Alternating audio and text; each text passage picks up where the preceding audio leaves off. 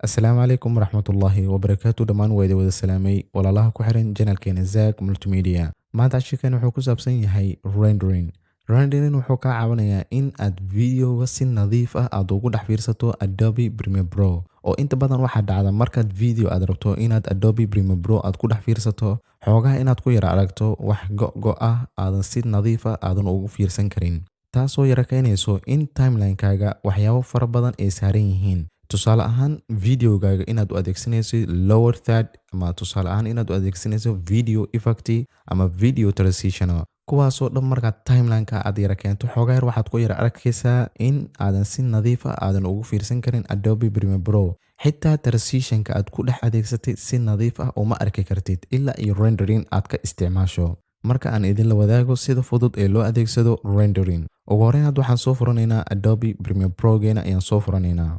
Markaan Adobe Premiere Pro aan sidaan u soo yar furno marka ugu horeyso waxaan inta badan aan ku aragnaa waxay tahay calaamadani jaalaha iyo calaamadani guduudka ah.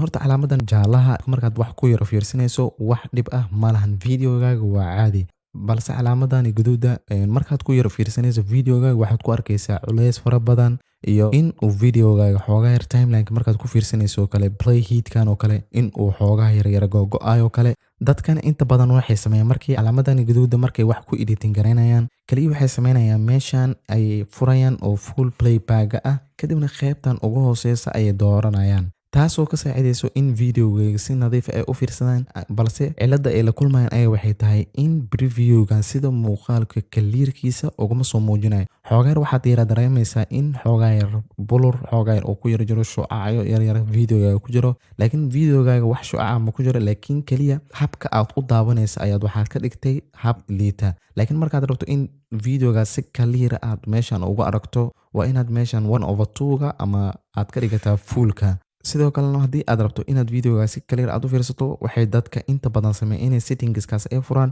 kadibna high quality playback ama haddii aad computerkaaga oo low quality u yahay waa inaad ka qaadaa high quality playback.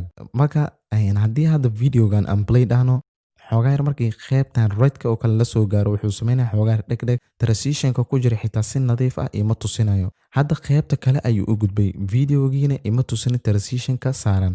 Marka si aad u aragto marka ugu horeyso calaamadani guduudka inta badan waxaa lagu sameeyaa rendering ayaa lagu sameeyaa oo calaamadan waxay isku bedeli doontaa markii rendering lagu sameeyo calaamad cagaar ah ayay isku yara bedeli doontaa. Marka xoogaar timeline-ka aan zooming aan soo yara dhahno calaamada pluska adigoo adeegsanayso ama midaan kale waad adeegsan kartaa laakiin anaga hadda pluska ayaan adeegsanaynaa. So marka meeshan ugu horeyso guduudka uu ka bilaabanayo ayaad waxaa geynaysaa play heat-kaaga.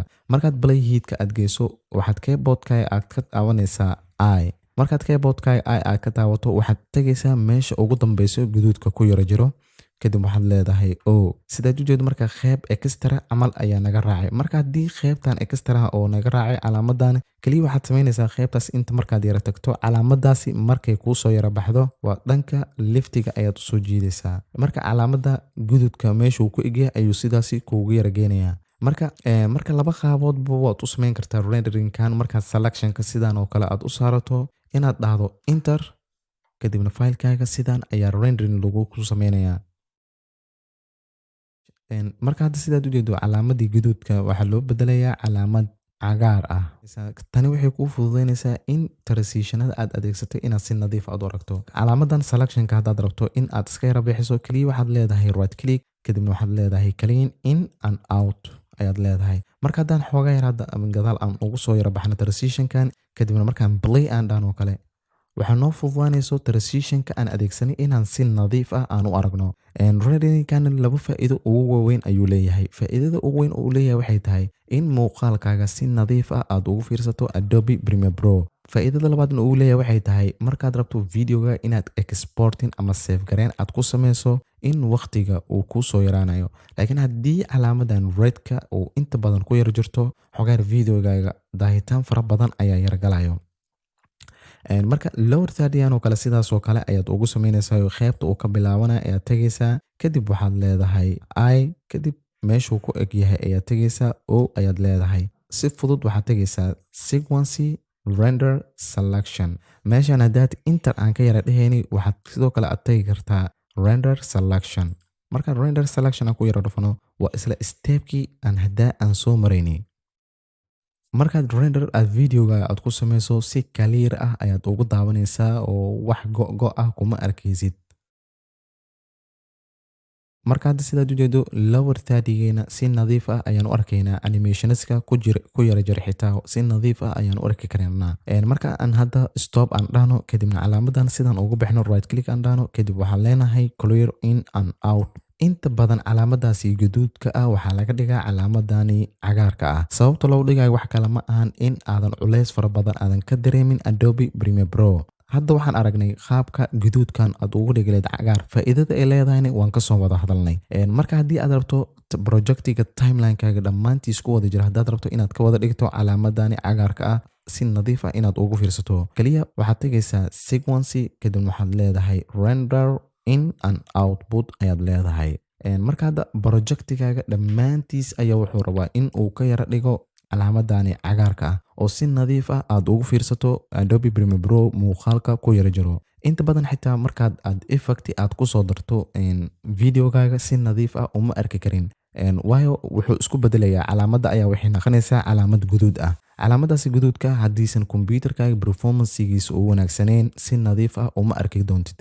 Inta badan waxaan videogan igu dhaliyay inaan sameeyo dadka igu soo yar qoraya dhanka commentiga lehna videoga Adobe Premiere Pro aad iyo aad ayaan culays ugu dareemaa markaan video aan ku editing gareynayo. Marka videoga inta badan wuxuu anfici doonaa dadkaasi ayuu si wanaagsan ayuu u anfici doonaa. Cagaarka calaamadii jaalaha dhammaanteed waxaa laga wada dhigay calaamad cagaar ah, taasoo kuu sahlayso in xitaa aad ka dhigan karto full kadibna aad saaran karto high quality playback inaad saaran karto, waayo si nadiif ah ayaad ugu daawanaysaa. Hadda markaan xogaar videogeena aan play dhahno sidaad u jeedo si nadiif ah oo smooth ah ayaan ku daawanaynaa. Haddii xitaa xogaar culays yara aad ka dareento kaliya meeshaas fullka ayaad waxaad ka dhiganaysaa 1/2 ayaad ka dhiganaysaa. Marka intaas ayaan jeclaystay inaan idinla wadaago. Fadlan haddii ay tahay marka kuugu horeyso channelkeena soo booqato, fadlan subscribe saar, furo calaamada gambaleelka si ay kuugu soo dhacaan muuqaal walba aan soo gelino. Haddii aad videogan ka faa'iiday, like garee una sii share garee asxaabtaada si ay ugu faa'iidaystaan. Ugu dambeyntiin waxaan idin leeyahay sidaas iyo nabadgelyo. Wassalaamu calaykum waraxmatullaahi tacaala wabarakaatuh.